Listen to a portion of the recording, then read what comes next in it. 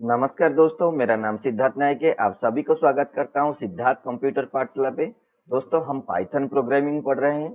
आज हमारा एक नया वीडियो अपलोड होने जा रहा है जिसका नाम है ट्रोजन बाइनरीज। ट्रोजन बाइनरीज क्या होता है, हम डिटेल में पढ़ेंगे। दोस्तों, ये चीजें आपको देखने के लिए कहीं पे नहीं मिलेगा, पर हमारे चैनल पे ये सारे जो नए नए और जहाँ कहीं पे भी ना पढ़ाया गया हो, ना कहीं पे भी मिला हो, आपको वो चीजें भी जानकारी आपको मिलेगी। तो ट्रोजन लाइब्रेरीज के बारे में सॉरी ट्रोजन बाइनरीज के बारे में हम डिटेल में पढ़ेंगे क्या है। चलिए शुरुआत करते हैं।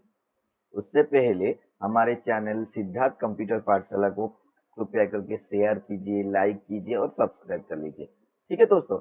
और नोटिफिकेशन बटन के ऊपर क्लिक करने के बाद नया नया जब हम वीडियो डालेंगे आपके पास नोटिफिकेशन चले जाना चाहिए। ठीक है, आगे चलते हैं। दोस्तों, फ्रोजन बाइनरीज क्या होता है पहले वो देखिए। फ्रोजन बाइनरीज, सपोज मान लीजिए आपने एक सॉफ्टवेयर बनाया है। सपोज मान लीजिए आपने एक सॉफ्टवेयर बनाया है। वो सॉफ्टवेयर को क्या करना है, आप यूजर को दे देंगे। यूजर को देने का दो तरीका होता है दोस्तों। एक होता है डिस्ट्रीब्यूटेड डॉट पीवाईसी के माध्यम से, दूसरा होता है डिस्ट्रीब्यूटेड कौन से फ्रोजन बाइनरीज आप दे सकते हैं। अभी हम जानेंगे कि डॉट पीवाईसी क्या होता है, ट्रोजन बाइनरी क्या होता है। सपोज मान लो आपने एक बनाया Python program demo dot PY. इसमें एक क्या है, एक सॉफ्टवेयर फाइल है। इसको पहले क्या करेंगे, हम कंपाइल करेंगे। कंपाइल करने के बाद इसमें एरर चेक करेंगे। एरर चेक होने के बाद ये एक बाइट कोड जनरेट करके देगा। जनरेट करने के बाद हमारा ये जो पी बाइट कोड जो होता है वो डॉट पीवाईसी के फॉर्म में होता है। हम चाहेंगे तो अगर वो इस डॉट पीवाईसी जो है एक्सटेंशन फाइल नेम है, ये इसका किसका बाइट कोड का dot PYC extension file name है। तो अगर बाइट कोड जनरेट हुआ तो इसका मतलब है इसमें कोई भी एरर्स नहीं है। तो इस डॉट पीवाईसी फाइल को हम डायरेक्टली किसको दे देंगे, यूजर को दे देंगे। यूजर का मतलब जिसको हम ये जिसके लिए हम ये सॉफ्टवेयर बना रहे हैं, उस यूजर को हम दे देंगे। यूजर अपने सिस्टम में पाइथन को इंस्टॉल करेगा। और पाइथन जब हम इंस्टॉल करते हैं उसके साथ साथ क्या मिलता है, हमें पीबीएम मिलता है, पाइथन वर्चुअल मशीन।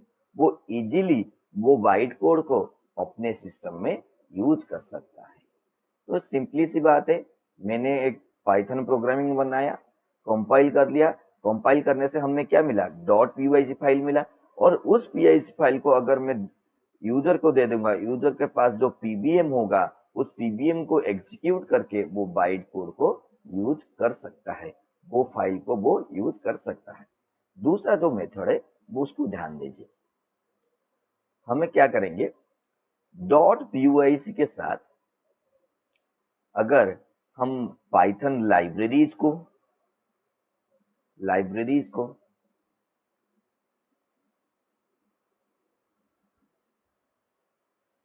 और साथ ही साथ पीबीएम, ये तीनों चीज एक साथ मिला के एक सिंगल एग्जीक्यूटिबल फाइल जिसको हम डॉट ईएक्सी फाइल कहते हैं, इस सबको मिला के एक सिंगल फाइल में कन्वर्ट कर देंगे। वो सिंगल फाइल डॉट ईएक्सी में फॉर्मेट में होगा। तो ये इसको अगर हम यूजर को दे देंगे, यूजर को कुछ भी करना नहीं पड़ेगा, सिर्फ उस डॉट ईएक्सी फाइल के ऊपर डबल क्लिक अगर कर देगा तभी वो हमारा वो पाइथन प्रोग्रामिंग को इजीली यूज करना पड़ेगा। मतलब सपोज ये सिंपली सी कहने के ये मतलब है कि आप क्या है ना, डॉट पीवाईसी के साथ पाइथन लाइब्रेरीज प्लस पीबीएम को एक साथ मिला के एक सिंगल फाइल बना देंगे और उस सिंगल फाइल को यूजर को दे देंगे। यूजर क्या करेगा, इजीली इसको डबल क्लिक मतलब माउस में डबल क्लिक कर देगा वो exe फाइल के ऊपर, तो अभी क्या है उसको वो प्रोग्राम मिल जाएगा। तो ये दोनों तरीका है जिसके माध्यम से हम यूजर को वो जो हमारा जो डॉट पीवाईजी फाइल है, मतलब जो हमारा पाइथन का बाइट कोड है, हम इजीली दे सकते हैं। वो इजीली रन करने की उसको अलग से और कोई भी प्लेटफॉर्म की जरूरत नहीं होगी। तो सिंपली सी बात है कि हमारा जो डॉट यहाँ पे देखिए मैंने एक डायग्राम बनाया है। इस डॉट पीवाई में हमारे क्या मॉड्यूल्स होते हैं, रिसोर्सेज होते हैं। ये हमारा पाइथन का प्रोजेक्ट है। इसको हमने कंपाइल किया। कंपाइल के बाद हमें क्या क्या रिक्वायरमेंट होगा, पीवाईसी फाइल की जो कंपाइल होने के बाद जनरेट होगा, उसके बाद पाइथन लाइब्रेरीज को, उसके साथ पाइथन वर्चुअल मशीन को अगर मिला के एक सिंगल फाइल में बनाएंगे। सिंगल फाइल के बना के उसको फ्रीज कर देंगे। फ्रीज कर देने के बाद वो क्या है, एक सिंगल एग्जीक्यूटिव फाइल बना के देगा। ये जो सिंगल एग्जीक्यूटिबल फाइल आपको मिला, इसको ही कहते हैं फोर्जन बाइनरी कहते हैं।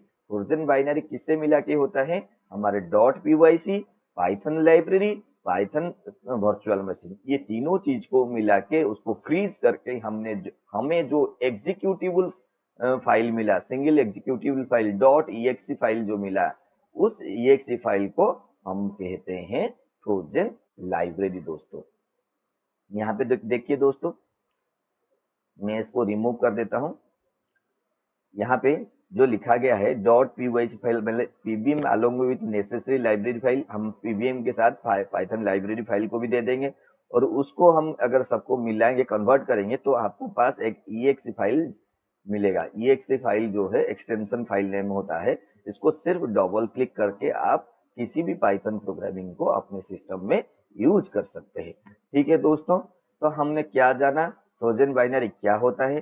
सपोज मान ले आपके पास पाइथन प्रोजेक्ट है, उस पाइथन प्रोजेक्ट को कंपाइल करने के बाद आपको मिलेगा डॉट पीवाईसी फाइल जिसको बाइट कोड कहते हैं। उसके साथ साथ हम पाइथन लाइब्रेरी और पाइथन वर्चुअल मशीन को मिला के एक सिंगल फाइल में जनरेट करेंगे। इसको करने के लिए बच्चों हमारे पाइथन में कोई भी सुविधा नहीं है। इसके लिए आपको थर्ड पार्टी फ्रीजिंग टूल की आवश्यकता होता है। इस थर्ड पार्टी फ्रीजिंग टूल के माध्यम से आप ट्रोजन बाइनरी बना सकते हैं। तो वो थर्ड पार्टी टूल्स कौन कौन है दोस्तों, हमारे विंडोज के लिए जो थर्ड पार्टी जो सॉफ्टवेयर है वो py2exe, ये जो py2exe फाइल होता है ये विंडोज के लिए ही बनाया गया है। और दूसरा जो है हमारा लिनक्स के लिए और यूनिक्स के लिए py इंस्टॉलर, और यूनिक्स के लिए फ्रीज। हमारे लिनक्स और यूनिक्स के लिए बेसिकली हम py इंस्टॉलर और सिर्फ यूनिक्स के लिए फ्रीज, ये तीनों जो है हमारा थर्ड पार्टी सॉफ्टवेयर है जिसका मदद से हम फ्रोजन बाइनरी बना सकते हैं।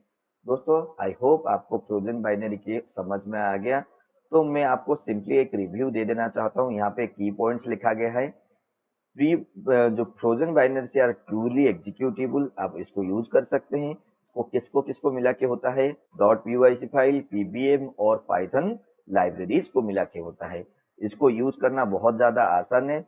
User simply dot EXE file जो आपका जो मिलेगा, फ्रोजन बाइनरी मिलेगा, उसके ऊपर डबल क्लिक करके उसको रन कर सकता है और इसके लिए कोई बड़ी मतलब कोई भी अलग सॉफ्टवेयर की आवश्यकता नहीं होती है दोस्तों। तो फ्रोजन लाइब्रेरी वो लाइब्रेरी होते हैं दोस्तों जिसको हम किसमें डॉट पीवाईसी और पाइथन लाइब्रेरी और पाइथन वर्चुअल मशीन को मिला के एक सिंगल फाइल जनरेट करते हैं और उसको हम थर्ड पार्टी फ्रीजिंग टूल्स के माध्यम से हम फ्रोजन बाइनरी में कन्वर्ट कर सकते हैं दोस्तों।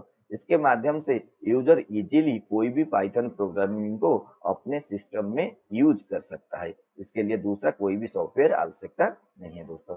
धन्यवाद दोस्तों, आप सभी को हम आई होप मैंने अच्छे से समझाया होगा।